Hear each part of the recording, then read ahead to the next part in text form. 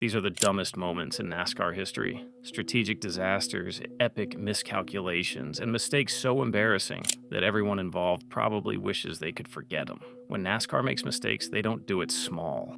These moments cost millions of dollars, destroyed careers, and left fans absolutely furious.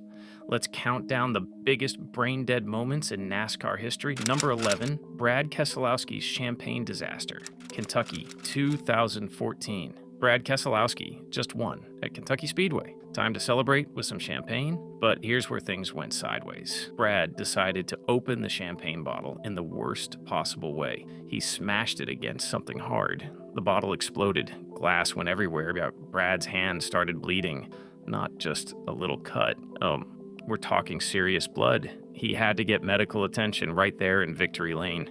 The win photos show him holding a towel against his bleeding hand. Imagine explaining that injury. You didn't crash at 180 miles per hour. You didn't get hit by another car. You hurt yourself opening champagne. That's a zero IQ moment right there. Number 10, Ryan Blaney runs out of gas. Gateway 2024. Ryan Blaney was about to win at Gateway. He was leading with 1 lap to go. Christopher Bell had a mechanical issue ahead of him. The win was right there. Blaney took the white flag. 1 more lap and he'd lock himself into the playoffs. Then his car started slowing down. The engine sputtered. He had ran out of gas on the final lap while leading. Austin Cindric passed him and stole the win. Blaney coasted across the line in 6th place. After the race, Blaney was furious. His crew chief, Jonathan Hassler, admitted they knew fuel was close. They just didn't think it was that close. Blaney drove his guts out to keep Bell behind him. He thought he weathered the storm. Then he ran out of gas 500 feet from a playoff spot. That's just brutal. Number 9, the Pocono fuel disaster. 2015 Pocono in 2015 turned into a fuel mileage nightmare. The top 3 cars all ran out of gas in the final laps. Joey Logano was leading with 3 laps to go. Then his car ran dry. He fell from 1st to 20th place. Kyle Busch inherited the lead. He was riding 3 straight wins coming into the race. But with 2 laps left, his engine quit too. Martin Truex Jr. got the lead next. But on the final lap, he also ran out of gas. All 3 leaders, all 3 ran empty. Matt Kenseth somehow had enough fuel. He inherited the win without even being close to the front. The top 3 cars ended up finishing 20th, 21st, and 19th. That's not strategy. That's 3 teams making the exact same catastrophic miscalculation. Number 8, Michael Waltrip's fuel additive scandal. Daytona 2007 Michael Waltrip Racing was Toyota's big debut in the Cup Series. This was supposed to be their triumphant moment. Toyota enters NASCAR with a championship team. Then NASCAR inspected, Waltrip's car after qualifying. They found an illegal additive in the fuel, an additive designed to give extra horsepower. This wasn't a gray area. This was straight up cheating. NASCAR suspended Waltrip's crew, chief, and team director immediately. They docked 100 points. They fined the team $100,000. Waltrip himself was humiliated. He said, quote, "I'm ready to bear all responsibility for what happened. You can't hurt me any worse than I am right now." His wife had to talk him into staying for speed weeks. He wanted to pack up and leave. Toyota's big NASCAR debut became a national embarrassment. Instead of proving they belonged, they proved they'd cheat on the first day. Number 7. Spingate 2013. Richmond 2013 was a playoff race. Ryan Newman was leading with 7 laps to go. If he won, he'd make the playoffs. Then Clint Bowyer spun out. Just a random spin brought out the caution, except it wasn't random at all. Bowyer's spin let his teammate Martin Truex Jr. gain enough points to make the playoffs over Newman. It also helped Joey Logano, who was managed by Bowyer's team owner. NASCAR reviewed the radio communications. Bowyer's spotter had been feeding him points updates all day. The spin happened at the exact moment it needed to happen. NASCAR threw the book at them. They penalized Truex out of the playoffs. They docked Bowyer 50 points. They fined the team $300,000. But then, NASCAR made it worse. They expanded the playoff field from 12 to 13 drivers. They gave Jeff Gordon a special waiver into the playoffs because he'd been screwed by the manipulation. The entire playoff system looked like a joke. One team tried to manipulate the results. NASCAR's response was to just add more spots Everyone involved came out looking like idiots. Number 6, Ryan Blaney's window net disaster, 2022 All-Star Race. The 2022 All-Star Race at Texas Motor Speedway was already boring. Drivers couldn't pass, the field was spread out, nobody was having fun. NASCAR decided to make it exciting. They threw a caution with 1 second left before Ryan Blaney crossed the finish line to win. 1 second, that's it. Blaney thought the race was over. He dropped his window net. That's what you do when you win. Lower the net, wave to the crowd, celebrate. Then his crew came on the radio.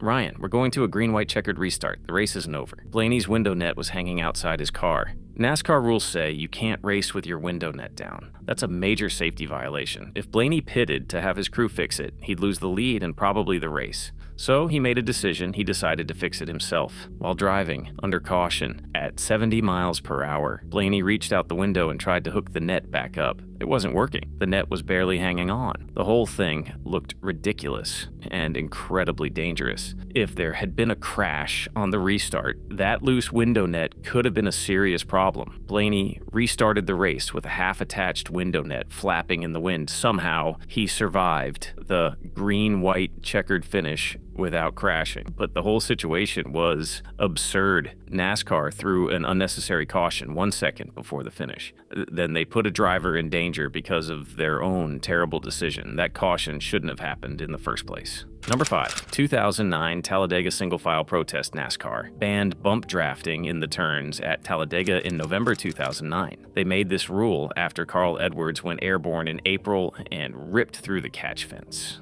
The rule seemed simple. Don't push another car through the turns. Only push on straightaways, but drivers hated it. They thought it was stupid, so they staged a protest. An unspoken, informal, completely passive-aggressive protest. For over 160 laps, the entire field drove around Talladega in a single-file line. Nobody tried to pass. Nobody pushed anybody. They just followed each other nose to tail around the 2.66-mile track. Jimmy Johnson said it perfectly. You shouldn't race yet. There's no need to. So just ride along and ride lots of miles. We can run 497 miles around here, and it doesn't matter. It only matters what happens on the last lap. Fans were furious. They paid to watch NASCAR's most exciting track produce NASCAR's most boring race. Ryan Newman called it a boring race and a ridiculous race after his car went airborne in the closing laps anyway. The restrictor plate rules didn't prevent the crashes they were designed to stop, but they did prevent any actual racing from happening. NASCAR quickly abandoned the bump drafting ban after this disaster. They admitted the rule made things worse, not better. The 2009 Talladega race proved that drivers could absolutely ruin a race without saying a single word. They just drove in a line and refused to put on a show. NASCAR learned not to make rules that actively prevent racing from happening. Number 4, the Texas Motor Speedway inaugural race. 1997 Texas Motor Speedway opened in 1997. Bruton Smith spent $120 million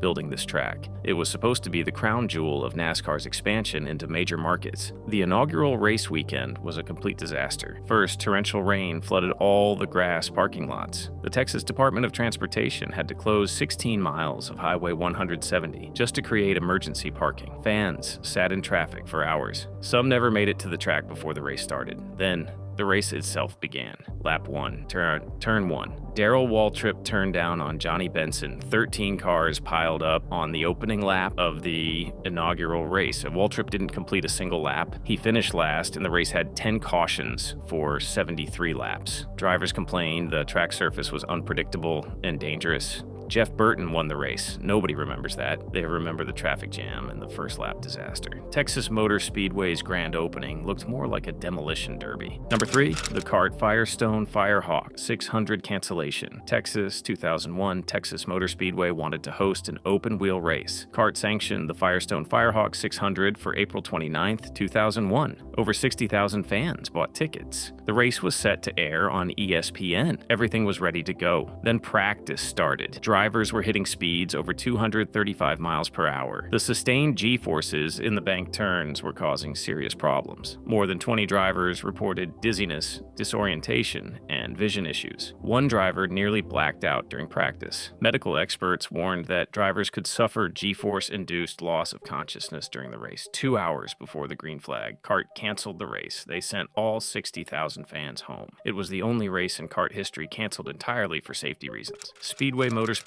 sued CART for breach of contract. They demanded refunds for all those tickets, plus the $2.1 million sanction fee, plus promotional expenses. The parties eventually settled for somewhere between $5 and $7 million.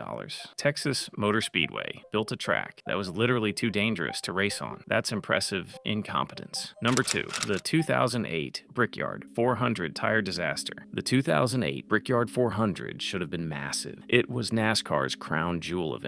Over 250,000 fans packed Indianapolis Motor Speedway. NASCAR had a new car of tomorrow. Goodyear brought their tire package. Nobody thought to test them together at Indianapolis before the race. Big mistake. As soon as practice started, teams realized the tires were shredding after just a few laps. The rubber was wearing down to the cords. Drivers were getting blowouts left and right. NASCAR made an emergency decision. They threw a mandatory caution every 10 to 12 laps. Teams had to pit for fresh tires whether they needed to or not. The race became 10 separate heat races. The longest green flag run was 12 laps. 52 of the 160 laps were run under caution. Dale Earnhardt Jr. blew a tire on lap 26 while leading. Juan Pablo Montoya blew one 3 laps later. Matt Kenseth had a violent tire failure on lap 47. By the end of the race, every single tire Goodyear brought to the track was used up. They had no tires left. Jimmy Johnson won the race. Nobody cared. 2 days later, NASCAR Vice President Robin Pemberton formally apologized. He admitted they came with the wrong car tire combination. Attendance dropped 30% the next year. By 2013, only 70,000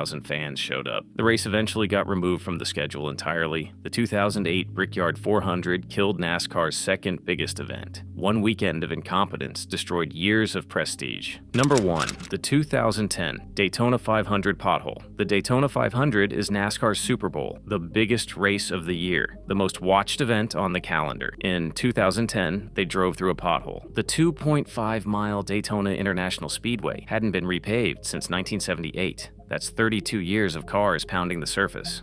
On lap 122, a pothole opened up between turns 1 and 2. It was 15 inches long, 9 inches wide, and 2 inches deep. NASCAR threw a red flag. They parked all the cars on pit road for over an hour and a half. Track workers tried to patch it with 2 different compounds. Neither one held because of cold weather and moisture. They finally got something that worked. Racing resumed. 36 laps later, the pothole came back, bigger than before. NASCAR threw another red flag. The race stopped again for another 44 minutes. This time, workers gathered up polyester resin from teams. They mixed it with hardener. They heated it with blowtorches and jet dryers to make it stick. NASCAR literally used Bondo body filler to patch the track, the same stuff you use to fix dents in your car. The race took over 6 hours to complete. It started in the afternoon and finished well after dark. Dale Earnhardt Jr. called Daytona a 2.5-mile hole. Over his radio, he said, "It's so damn slick, it shouldn't be like this. It's 2010. Track president Robin Bragg apologized and said, "This is not supposed to happen." No kidding. 55% of ESPN fans said the pothole was the most memorable moment of Speed Weeks. Not the racing, not Jamie McMurray's win, the pothole. NASCAR's biggest race of the year turned into a construction project. They patched the track with car body filler while the world watched. That's the ultimate zero IQ moment in NASCAR history.